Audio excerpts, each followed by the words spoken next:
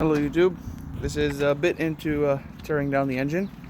Took off the cover here, it only hold on by a few screws, and yeah, everything's rusted in. I heated up these bolts with the torch and on the exhaust, and the top one came out. The two bottom ones broke right off, and yeah, they just were too corroded, I guess, and they bent up, and yeah, they're garbage. Well, the whole engine's garbage, basically.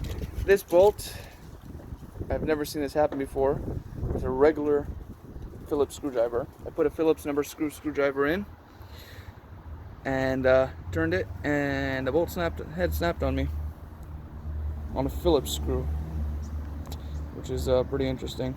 This one is, feels like the head's gonna strip, so I'm gonna have to take an impact to it and see if I get it off properly.